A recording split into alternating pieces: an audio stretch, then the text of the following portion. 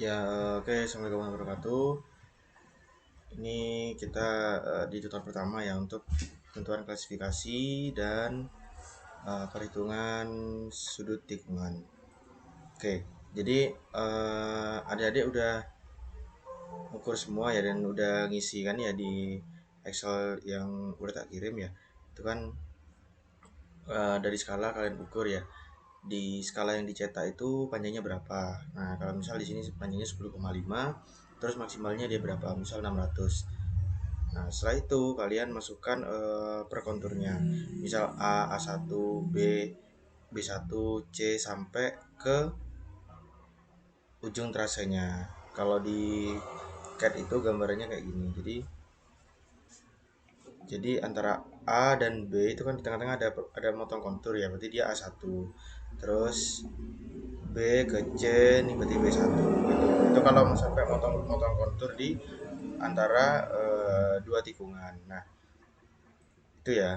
Nah, kalian masukkan elevasinya berapa, setelah itu akan ketemu beda tingginya berapa, kemudian jarak pada petanya diukur ya. Nah, kalau kalian nggak pakai yang peta cetak, itu tinggal diukur aja dalam bentuk senti, dia berapa berapa sentimeter gitu, atau bisa diukur di sini dia berapa sentimeter. Tapi harus disesuaikan skalanya dulu, jadi skalanya pakai skala yang A3 ya, bukan A3 itu. Setelah itu baru di kira-kira nih panjangnya berapa, ini ke sini antar tikungan. Nah, setelah itu akan diketahui jarak aktualnya, kelandaiannya, dan kelas daerahnya. Nah, di kelas daerah ini silakan dikoreksi ya di masing-masing sel ya.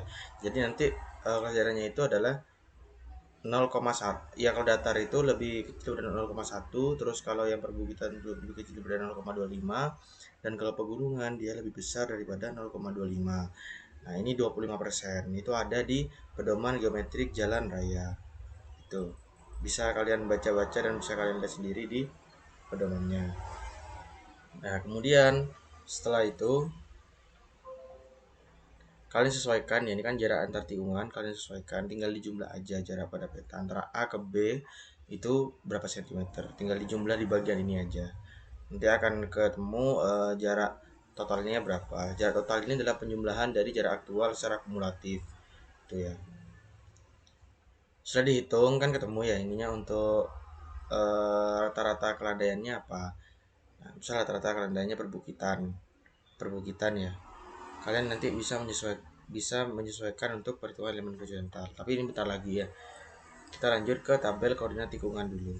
Jadi di tabel koordinat tikungan dulu, tabel koordinat tikungan itu yang perlu diisi adalah yang ini. Nah, yang perlu diisi adalah yang ini. Ini diambil dari koordinat setiap titik yang ada di peta. Caranya gini. Jadi peta ini udah di skala tadi ya sama kalian ke ukuran A3. Jadi kalian tinggal tarik garis aja dari sini. Misalnya titik A. Kalian tarik garis aja dari sini ke ujung sini. Nah,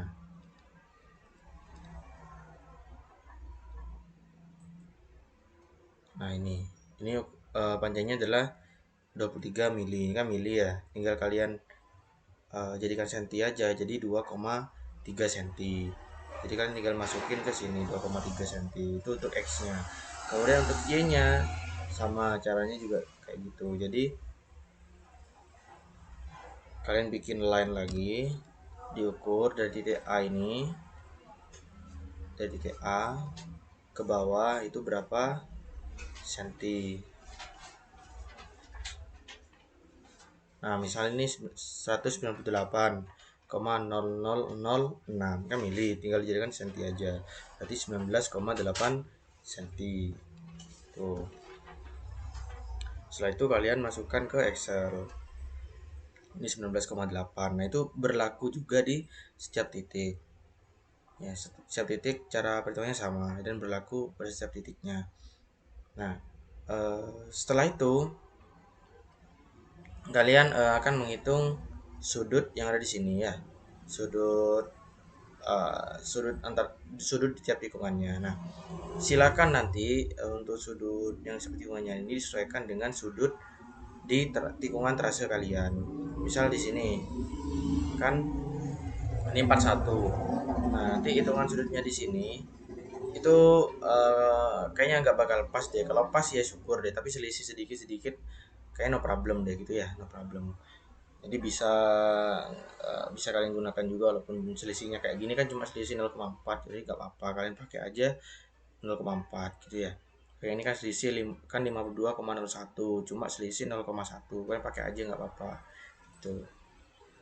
Nah, yang penting jangan sampai lebih dari satu selisihnya itu ya. Nah, setelah itu nanti silakan kalian coba-coba ya ini ya. Ini kan kayak gini, ini kan 180 ditambah ini ya, jadi hasilnya ini. Jadi gimana caranya nanti kalian coba-coba ya. Ini rumusnya nih kalian ubah-ubah sendiri ya. Rumusnya ini kalian ubah-ubah sampai hasil dari sudut yang di sini itu sama dengan sudut yang ada di CAD kalian, sama dengan sudut yang ada di sini kayak gitu. Nah, penggambaran di trasenya itu kalian jangan lupa ya dikasih eh, ukuran kayak gini, panjangnya berapa gitu ya. Bisa pakai dim, nih, pakai dim itu bisa. Nah, terus setelah itu kalian juga kasih ukuran di sini. Ya 10,5 105 kan ya kalau di sini ya. Tapi kan satuannya mili. Jadi kalian tinggal sesuaikan aja nanti tulisannya satuannya sentimeter gitu. Nah, setelah ini ketemu, nanti ini ngeling semua ke bawah ya dia.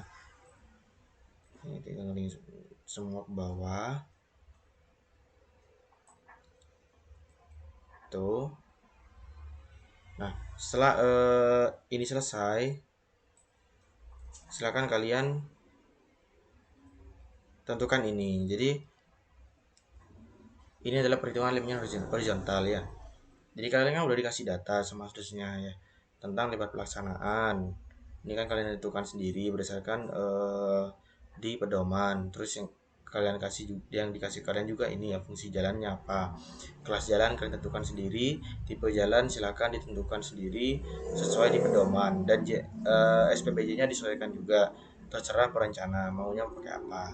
Tuh, kelas jalannya juga terserah perencana maunya kayak apa, tapi tetap disesuaikan dengan pedoman di tabel 5 strip 1 itu untuk SJJ primer dan 5 strip 2 itu untuk eh, SJJ sekunder kalau nggak salah ya, coba kalian cek lagi ya di sini. Jadi di pedoman itu udah ada semua ya, kalian bisa sambil baca-baca di sini untuk kriteria-kriteria desainnya.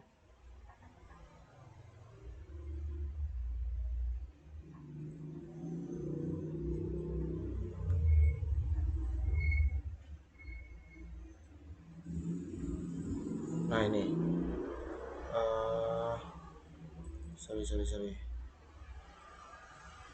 Nah ini di 5 strip 3, oh bukan sorry, di atas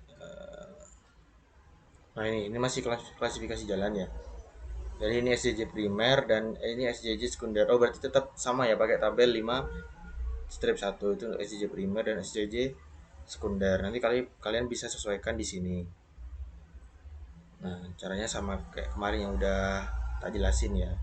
Jadi misal kalian primer, terus kalian dapat jalan apa? Misal dapat jalan arteri primer, kalian pilih pakai kelas jalan berapa. Misal pakai kelas jalan 1, SPPJ-nya mau pakai apa? JPH apa JRY? Misal pakai JRY, terus tipe jalannya apa? Silakan kalian sesuaikan di pilihannya ini. Terus rentang VD-nya berapa ya? Nah, ini untuk penentuan VD sekarang. Jadi di sini udah ada tabel ya. Ini tabel penentuan VD. Jadi kalian lihat di eh, soal yang kalian dapat tuh apa. Misal kalian dapat arteri ya, fungsi jalan arteri. Jadi kalian lihat di sini kalian tuh dapat rata-rata tandanya apa. Misal perbukitan, ini kan dapatnya perbukitan. Berarti kalian kan dapat di bukit. Terus misal kalian dapat arteri, berarti arteri di bukit itu kecepatannya antara 50 sampai 90 gitu. Terserah kalian mau ambil berapa bebas. Tuh ya, untuk Emax luar kota, Emax dalam kota dan EN ini kalian juga sesuaikan sama di pedoman gitu ya. pedoman itu berapa. Caranya gini. Jadi di pedoman itu,